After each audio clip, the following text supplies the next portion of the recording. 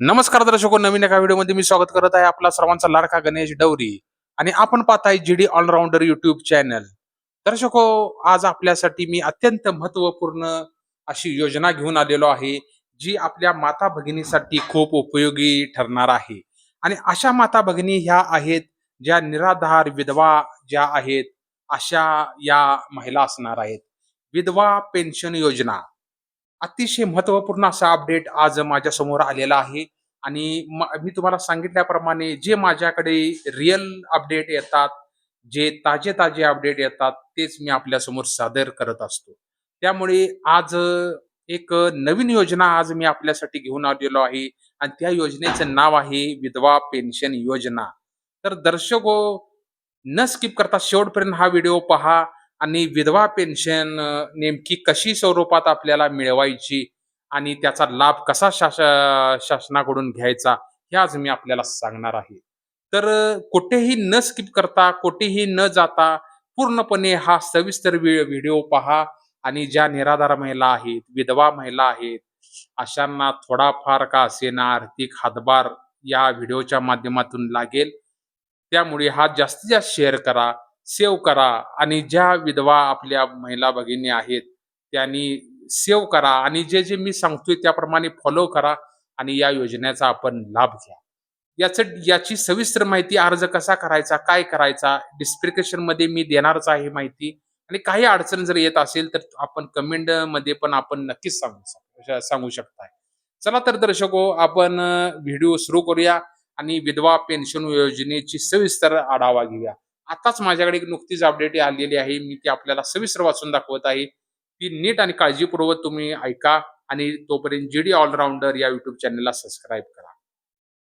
तर भारत सरकार आणि विविध राज्य सरकारमार्फत पतीच्या निधनानंतर आर्थिकदृष्ट्या दुर्बल असलेल्या महिलांना आधार देण्यासाठी विधवा पेन्शन योजना राबवली जाते.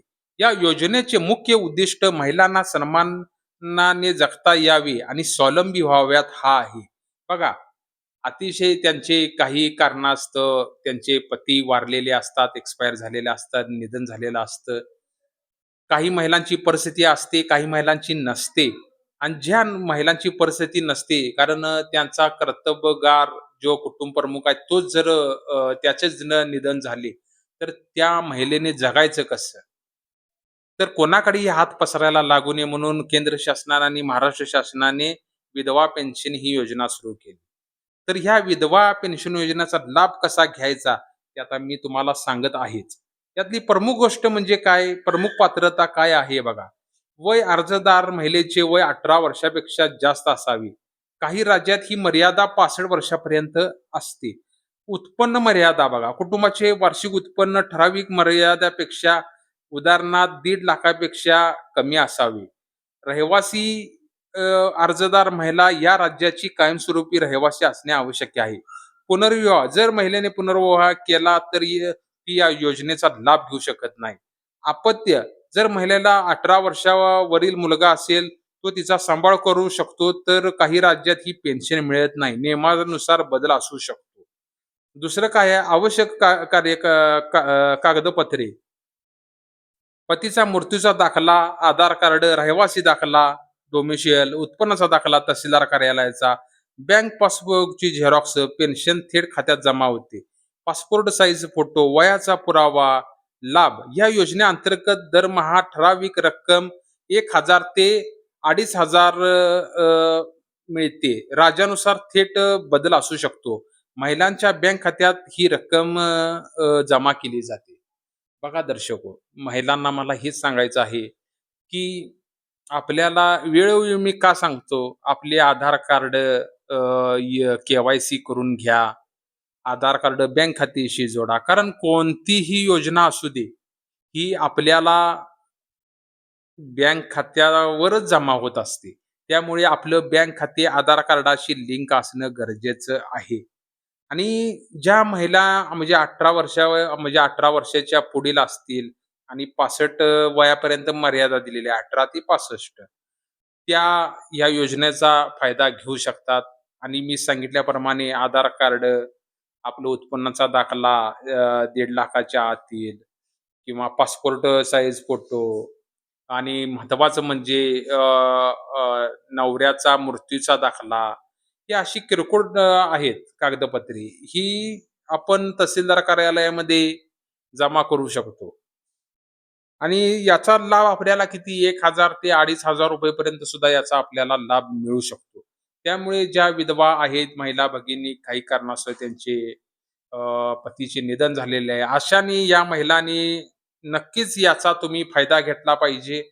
तुम्हीच जर ह्या योजनेचा जर फायदा घेत नसाल किंवा तुम्हाला माहिती पोहोचत नसेल, तर मी हा व्हिडिओ सेव्ह करून ठेवा आणि जर आपल्याला काहीही अडचण येत असेल, तर मला तुम्ही कमेंट करू शकता.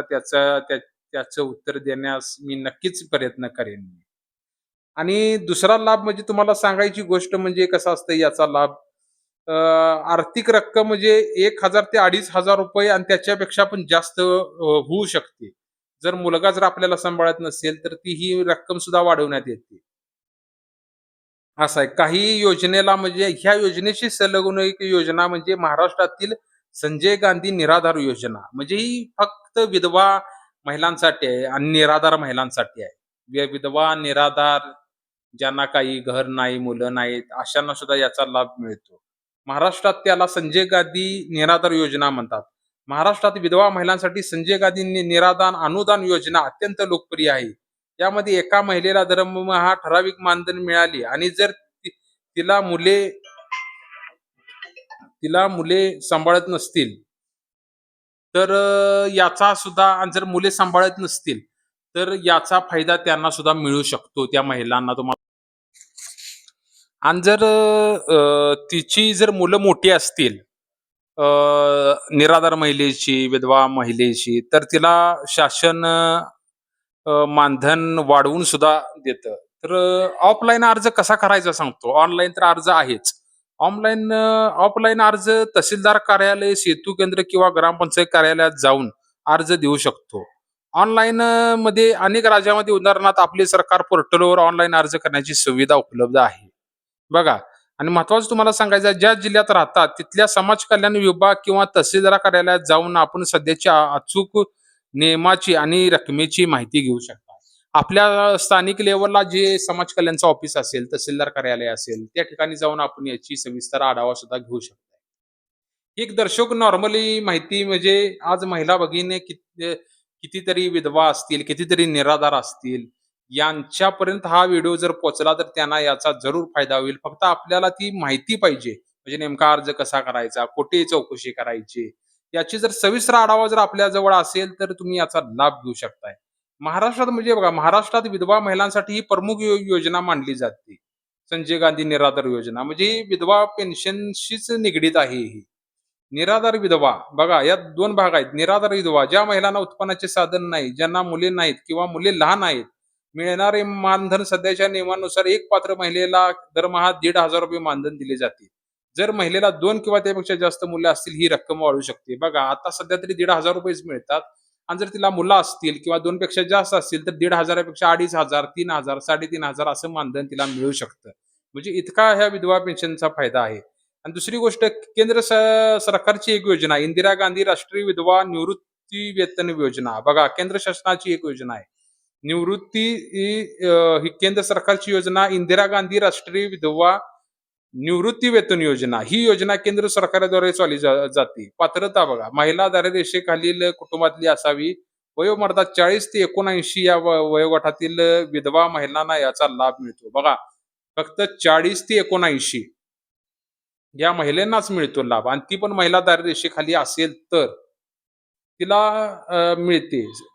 वयानुसार रक्कम बदलते. साधारणपणे दरमहा 300 ते ₹500 केंद्र हिस्सा आणि वरती राज्य हिस्सा मिळून एकत्रित रक्कम दिली जाते. बघा ₹500 केंद्र शासन देतं आणि वरती जे काय आहे ते महाराष्ट्र शासन देतं. असं दोघं मिळून ह्या दारिद्र्यरेषेखाली जी विधवा महिला बसते 40 ते 79 गटात, त्या महिलांना ही पेन्शन मिळेल. अर्जाची प्रक्रिया काय बघा, अर्ज मिळणे म्हणजे स्थानिक तहसीलदार किंवा आपले सरकार सेवा केंद्र विविध नमुन्यात अर्ज द्या. साक्षांकित म्हणजे सही करायची. साक्षांत अर्जासोबत जोडलेली कागदपत्रे राजपत्रित अधिकारी किंवा सरपंचाकडून साक्षीत करून घ्यावीत. बघा, राजपत्रित अधिकारी किंवा सरपंच यांच्या सहीने घ्यावी. उत्पन्नाचा तहसीलदाराचा किंवा नायब तहसीलदाराचा यांच्या स्वाक्षरी वार्षिक उत्पन्नाचा दाखला 21,000 ते 50,000 रुपयाच्या मर्यादित योजनेनुसार जोडावा लागतो. अर्ज सादर करणे. पूर्ण भरलेला अर्ज तहसील कार्यालयात संजय गांधी निराधार शाखा किंवा सेतू केंद्रात जमा करावा. त्यानंतर पोचपावती अर्ज जमा केलेली त्याची पोचपावती जपून ठेवावी. काही महत्वाच्या अटी आणि शर्ती पण त्यांनी दिलेल्या आहेत. बँक खाते पेन्शन रक्कम थेट खात्यात जमा होत असल्याने बँक किंवा पोस्ट खात्यामध्ये पोस्ट ऑफिसमध्ये खाते असणे अनिवार्य आहे. बघा बँक ऑफ इंडिया किंवा पोस्ट खातं यामध्ये या दोन्ही बँकेत आपलं खातं असणं आवश्यक आहे. त्याबरोबर आधार कार्ड लिंक असावी. बघा किती आधार कार्ड लिंक महत्वाची आहे. वार्षिक पडताळणी दरवर्षी लाभार्थी जिवंत असल्याचा दाखला किंवा उत्पन्नाचा दाखला नोंदणी करून कार्यालयात द्यावा लागतो, अन्यथा पेन्शन बंद होऊ शकते. मालमत्ता अर्जदार महिलाच्या नावावर मोठी स्तरावर रक्कम किंवा चारचाकी वाहने नसावी. तक्रार निवारण जर तुमचा अर्ज विनाकारण नाकारला गेला किंवा पेन्शन मिळण्यास उशीर होत असेल तर तुम्ही खालील ठिकाणी संपर्क साधू शकता. उपविभागीय अधिकारी, जिल्हा अधिकारी कार्यालय, आपले सरकार पोर्टल ऑनलाईन तक्रार करू शकता. बघा किती महत्वाचं हे आहे आपल्यासाठी. म्हणजे ज्या आपल्या महिला निराधार असतील, विधवा असतील यांच्यासाठी खूप अत्यंत महत्वपूर्ण असा हा व्हिडिओ मी आज आपल्या समोर सादर केला. साईडला दिलेल्या लिंकवर घंटीचं बटन दाबून त्याच्यावर क्लिक करा आणि GD ऑलराऊंडर या युट्यूब चॅनेलला सबस्क्राईब करा आणि हा व्हिडिओ तळागाळात महिलांपर्यंत पोहोचवा ज्या निराधार आहेत, विधवा आहेत. कारण आपल्या या एका व्हिडिओमुळे कोणाचं तर आयुष्य बदलू शकतो. भले मी जी माहिती देतो ती जी नुकतीच माझ्याजवळ जी अपडेट माझ्याजवळ आलेली असते तीच मी आपल्याला अपडेट देत असतो. त्यामुळे इतरांसारखं असं माझं मोठं असं स्क्रीनवर तामझाम याच्यामध्ये असं दाखवत आहे असं काही नाही. जे आहे ते रिअल. त्यामुळे आपण GD ऑलराऊंडर या युट्यूब चॅनेलला सबस्क्राईब करा.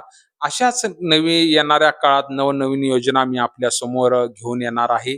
त्यामुळे ही योजना आपल्याला कशी वाटली, काय शंका जर येत असेल तर मला कमेंट करून सांगा आणि डिस्क्रिप्शन मध्ये मी याची सविस्तर आढावा माहिती आपल्याला देणार आहे.